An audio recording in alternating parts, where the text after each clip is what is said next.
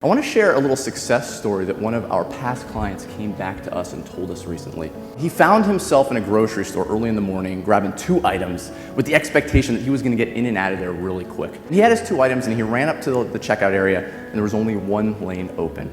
And in that lane already was a woman and a huge pile of groceries and a little girl sitting in the cart.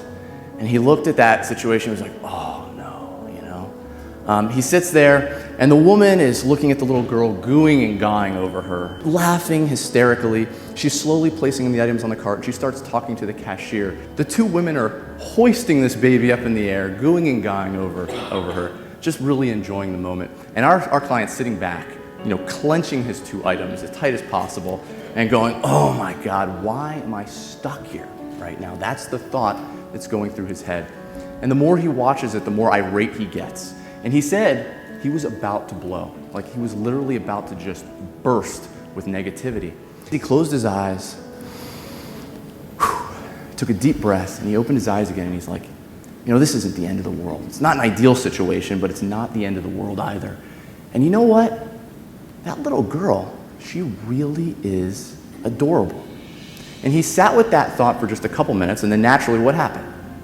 The lady finished checking out, the baby and all the groceries moved on, and it was his turn.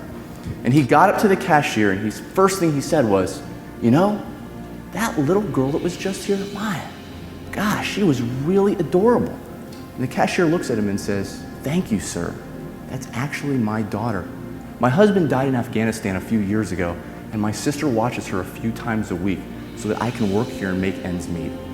It's important to note, too, that our client was a retired military officer who had the utmost respect for military families. Never in a million years would he want to insult them or be negative, right? His entire value system said, I respect these people.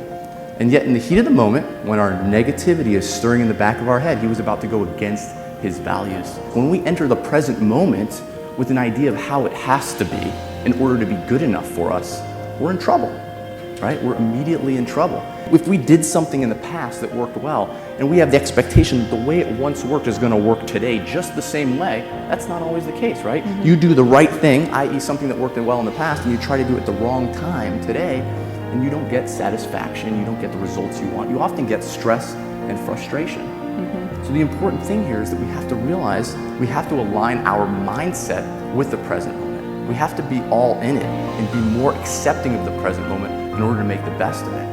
And truthfully, like right now, like this could be the best moment of our lives.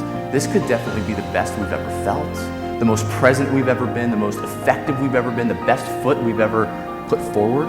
And the reason I know that's true is, I mean, it's a cliche, but every moment's a new beginning, right? Like right now, a baby was born. This moment, life begins. Mm-hmm. And we have got to be able to realize that this moment isn't necessarily attached to all that other stuff. This moment is the moment we can start aligning our values with right where we are.